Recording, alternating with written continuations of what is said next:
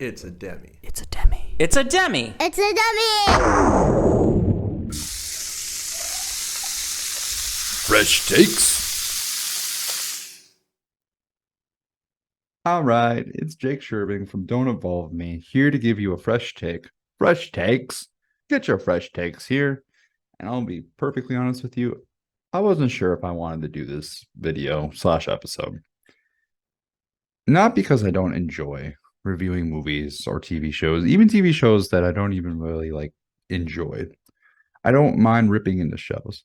But this one in particular was hard for me to do and hard for me to want to do. Simply because I had a lot of high hopes for Secret Invasion.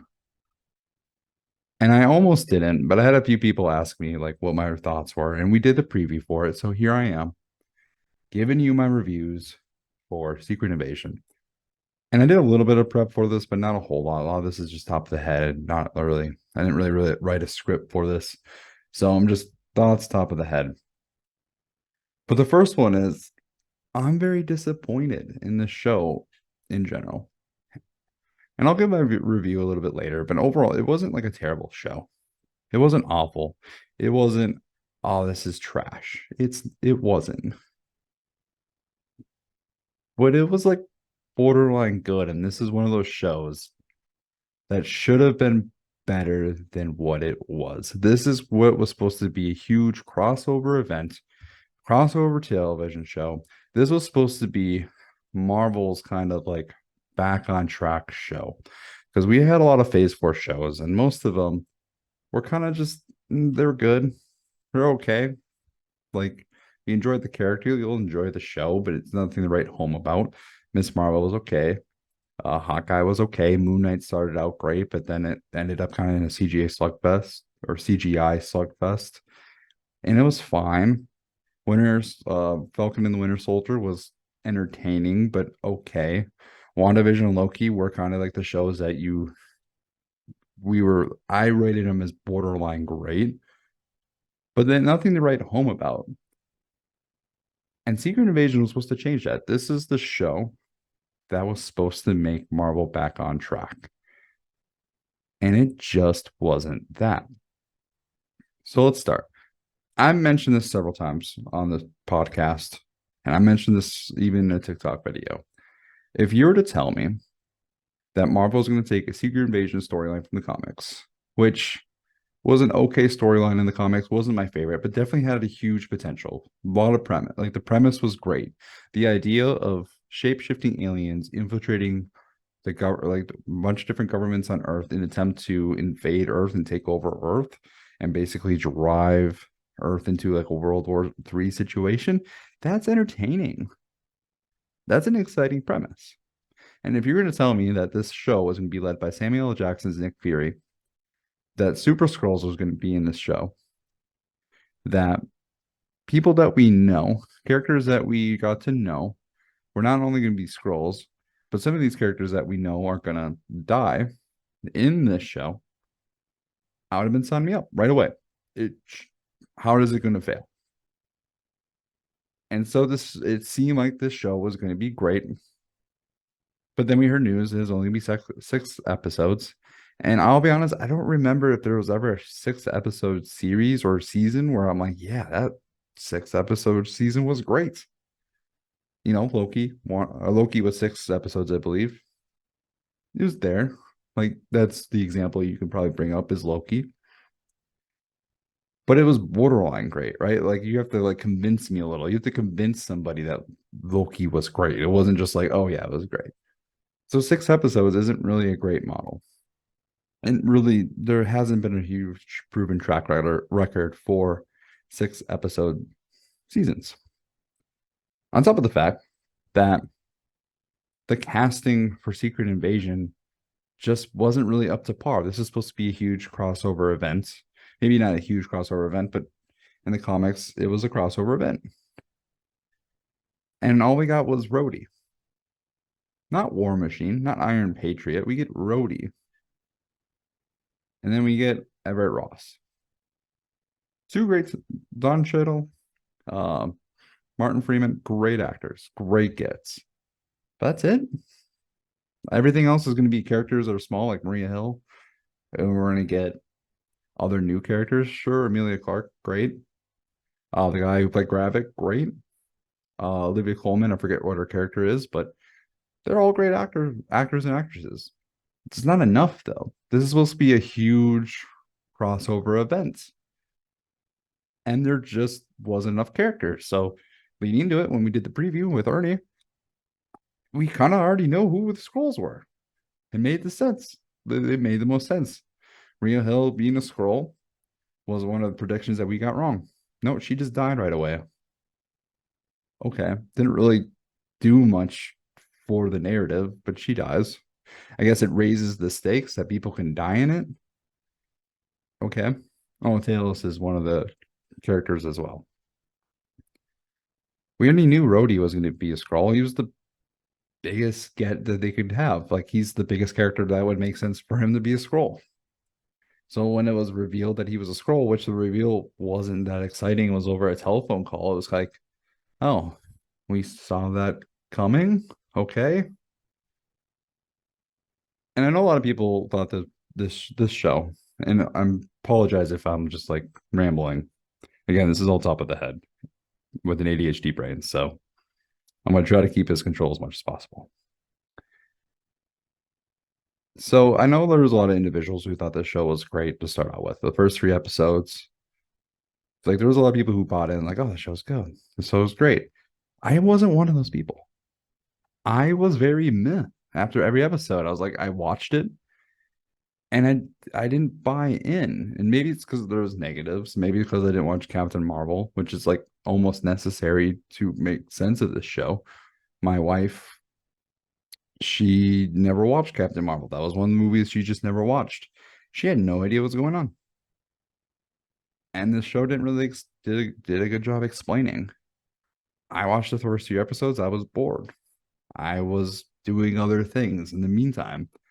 And this show just didn't really grab my attention until episode 4. But by the time episode 4 happened, we were already like 4 episodes in. We're already halfway through the show. And there just wasn't enough time for anything really interesting to take place. And it's just a disappointment overall. Now, I can go really in the detail of the show. Again, Nick Fury, Samuel L. Jackson. Okay, I just remember one point that I really, really wanted to bring up. This show struggles at showing us. They kind of just take it as, hey, you're a huge fan of the MCU. You're going to watch this show. So we don't need to explain Nick Fury to you. We don't need to explain Colonel Rhodes. We don't have to explain Maria Hill or Talos. And I feel like that was a huge mistake. Huge mistake. Because here's the thing. Yes, we know Nick Fury, but we don't know Nick Fury. Let me say that again. We know Nick Fury. We've seen him in Iron Man. We've seen him in the Avengers. We've seen him in all the Avengers movies and Winter Soldier. But we don't really know Nick Fury. None of these movies take huge like focus. So this is the first time we ever get a focus on Nick Fury. On top of that, the blip happened. That's a huge game changer for every character. Every character we knew for before the blip and after the blip, there's huge change in pretty much every character. If you think about this in real life as well, if you either disappeared for 5 years or people that you love disappeared in your life, you're going to be a changed person. So even though we know Nick Fury, we don't know Nick Fury. And in this whole show, they keep telling us that Fury changed, that Fury changed, that Fury changed. And then he wasn't on top of his game. Why? We don't know. They talk about it. Fury explains it. We don't see it. And that's the problem with the show. We don't see things. They don't show us. They tell us, they don't show us. Colonel Rhodes was taken. We don't see it. They tell us. Even in the big reveal, they don't show us his reveal. They tell us over the phone. And it was obvious to begin with that Rhodes was not Rhodes because he acted villainous. He acted like he was from Space Jam 2. I forget the algorithm. Algae? Yeah, he acts like algae. And that's I'm not saying Don Cheadle did a bad job. It's just, or John Cheadle, he was fine. But the writing just felt lazy. And this show reminds me a lot of like Obi-Wan Kenobi, the show, not the character. And one of the reasons why it reminded me of that show was because it seems like not just Marvel, but Disney's doing this thing where if fans want something, they'll give it to us. They'll check the boxes off, but they don't put people in charge that love the project. They just put people in charge that checks the boxes, right? And this they got Super Scrolls check. They got big name Avengers, War Machine, Rhodes. They have big name actors. Yep, they have Nick Fury. They'll have Amelia Clark. Uh, interesting villain, Gravik. Super Scrolls, check. But it doesn't have soul. It doesn't have like that burning passion behind the director or the writers. It just seems like they make the show to make the show. And that's the big complaint that I'm having from Marvel these days, from Phase 4, Phase 5. They're not making great products. They're making quality or quantity products. They're making things that give them money because they're like, hey, you're a big fan of the show. You're gonna watch it anyway. And I did. And I watched it in disappointment. And I'll be honest, this was kind of the make or break show for a lot of people. And I feel that. And that's why I'm very, very disappointed. Not that because the show's bad, it's because the shows haven't been great. Notice that I say great, not good. I can say most of these shows, if not all these shows, were good, like in the very base level of good, but none of them were great. And that's what made Marvel, the MCU, succeed. Phase 1, Phase 2, Phase 3. Those movies, at least one or two of them in each phase, were great. You know, Phase 1 worked up to Avengers. All those other than Iron Man, those phase 1 movies weren't great. They were good. Avengers was great. Phase 2, right? Iron Man 3, I might have put it as like a 4 minus, but like most people didn't really care for that movie. Dark World wasn't great. It was good. It was meh. But Guardians of the Galaxy was great, right? Winter Soldier was great. Phase 3 started off with a banger. Civil War. I gave it a 5. Every phase had something great. And I don't like, other than Spider-Man No Way Home, which is more of a end stone for the Spider-Man films rather than the MCU itself, even though it had Doctor Strange in it. Like there's not a lot of great products in like Marvel right now. Phase 4, Phase 5, there's not a lot of great. And even if there is great, it's borderline. It's like, is this great? Is Wakanda Forever great, or is it just really good? Is Doctor Strange and the Multiverse of Madness great or really good? Is Loki, WandaVision great or really good? But then on top of it, you have products that are just bad or like meh at best. Thor, Love and Thunder, meh. Ant-Man and the Wasp, Quantumania, meh. Title's trash. I mean, Guardians of the Galaxy Volume 5 or Volume 3, that's great. Like there's some great movies, but there's not. We have so much more product now. We have so much more quantity. And they're just good, if not meh. And that's why the show was very disappointing because this was the show that's we're hoping to change it. This was like the last straw. And yeah, it it's gonna be hard for me to look forward to Marvel shows moving forward. That being said, I did watch Loki season 2, just the trailer just dropped today, this morning, July 31st, as we're speaking. I think I'm gonna drop this August 2nd. That trailer looked good. Loki was borderline great. That trailer looks good to great. So, and I know Bob Iger and Kevin Feige, they're all been talking about, you know, rolling back the projects, making sure that things are great again. And they should be doing that. They should. So there's still hope for Disney products. There's still hope for Marvel MCU. I'm not saying this is the end. But this was the move. This was the project that we were hoping that was going to put Marvel back to the curve. And I know a lot of people who watch the MCU, they're going to stop unless they're not going to watch every project. A lot of those people already fell off like a year or two ago. But now, I feel like this is the final straw for most people.